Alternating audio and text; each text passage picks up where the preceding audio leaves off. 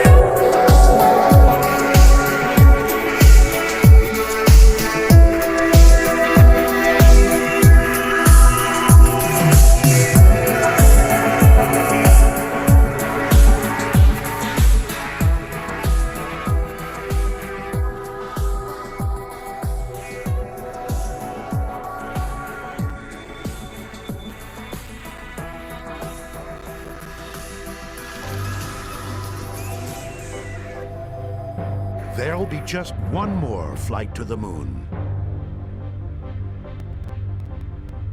Apollo 17 lifts off in the midnight hour of December 7th, 1972.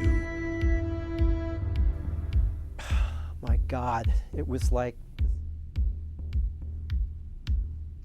In the summer of 1972, Apollo 16 astronauts John Young and Charlie Duke spend 20 hours searching for volcanic rock in the Descartes Highlands.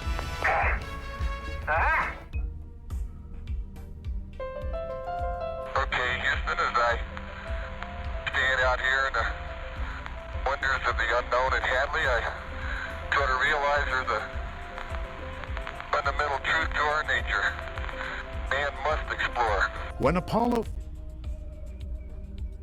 40 feet, 3 feet per second. America's first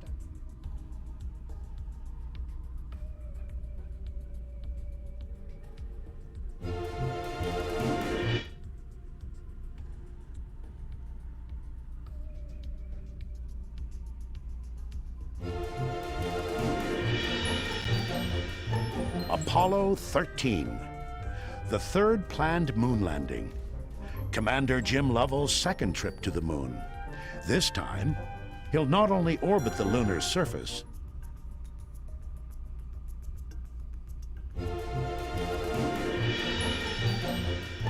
Apollo 13, the third planned moon landing. Commander Jim Lovell's second trip to the moon.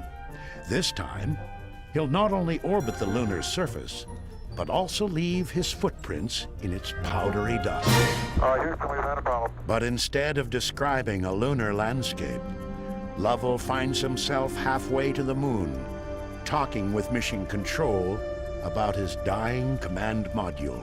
Main B bus undervolt. Roger, main B undervolt. Stand by 13, we're looking at it. Electrical power is disrupted, and readings in the capsule and at Mission Control don't jibe. Then Lovell sees something out his window. Now, looks to me, looking out the hatch, that we are bending something. We are bending something out into space. The explosion of an oxygen tank in the service module has damaged several key systems.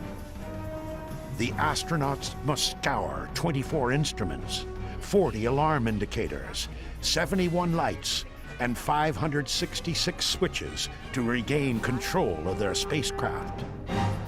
With the loss of oxygen, because we used oxygen to produce electricity, all of our electrical power would quit. And when that happened, because we controlled our engine by means of electrical power, we'd lose the entire propulsion system. Today we are launching NASA's Transiting Exoplanet Survey Satellite, or TESS for short.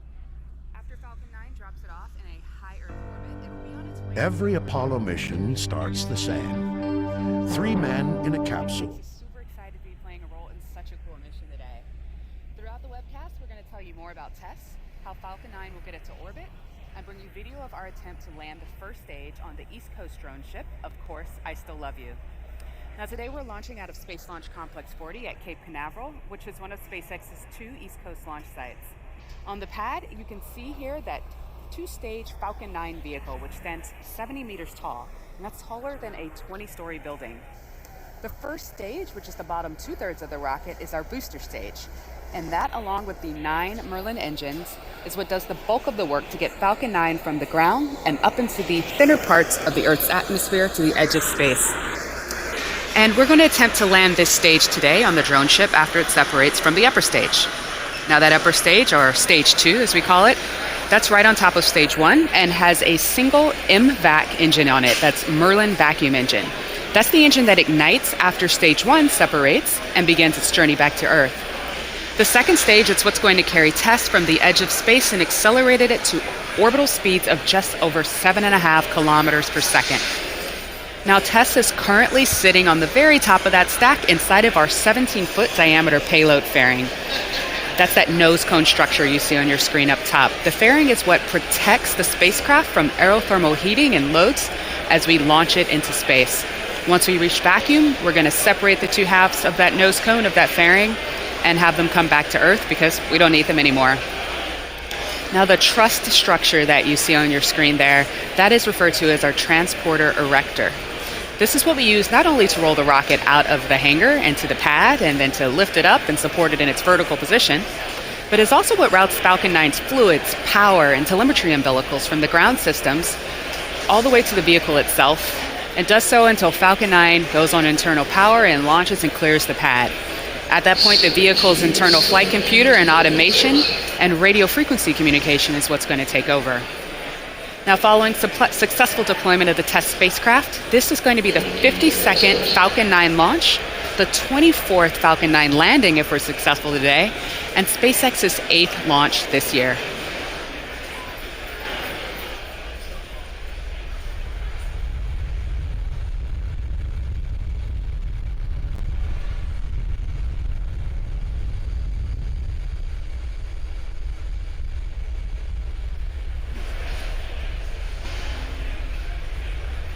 Operators began loading propellants on the Falcon 9 at T-70 minutes, and Falcon 9 is powered by bipropellant engines. That is, they consume a fuel, which is RP1, and an oxidizer, which is liquid oxygen. Fuel is about 90% or so loaded on the rocket in on stage 1, and 75% loaded on stage 2. Oh, I'm sorry, actually RP1, the fuel is fully loaded on stage 1 and 2. And it's LOX that's about 90% loaded on stage 1 and 75% loaded on stage 2. Now, liquid oxygen is that super chilled oxidizer that we use inside of our ox tank. And coming up next, what we're going to hear on the call out is engine chill. This is where we flow a small amount of that liquid oxygen through to the engines in order to cool them down to their operating temperature, so that when we start feeding them their full flow of liquid oxygen in flight, that LOX stays nice and cold and doesn't heat up and start to boil off and cause bubbles and other performance issues on the engines. Listening in on the weather nets, it's sounding like we are looking good for an on-time launch today. I'm not hearing about any issues with upper-level clouds. Our ground-level winds are looking within limits, as are those upper-level winds, and we're within our lightning rules. Spacecraft is currently healthy, it's on internal power, and the range is currently go for an on-time launch today.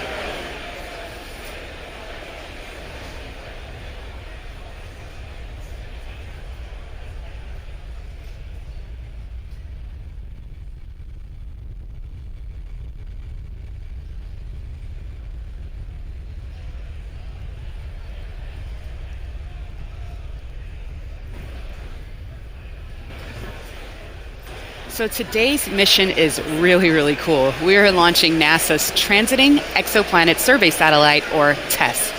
This is a mission that's operated by MIT, managed by NASA's Goddard Space Flight Center, and is the second launch that SpaceX has conducted for NASA's Launch Services Program.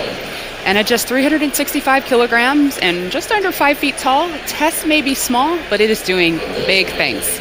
This Planet Hunter is an orbital observatory that will discover thousands of planets by monitoring over 200,000 stars in nearby planet systems, or star systems. Its science instrument is comprised of 4 high-tech, wide field of view cameras designed and manufactured by MIT's Lincoln Laboratory. These cameras will allow TESS to detect exoplanets, which are planets that are outside of our solar system. It does this by looking for a phenomenon known as a transit. This is where a planet passes in front of its host star, causing a periodic dip in that star's brightness. This allows scientists to assess the size, mass, atmospheric composition, and structure of those planets. And this is particularly exciting to astrophysicists.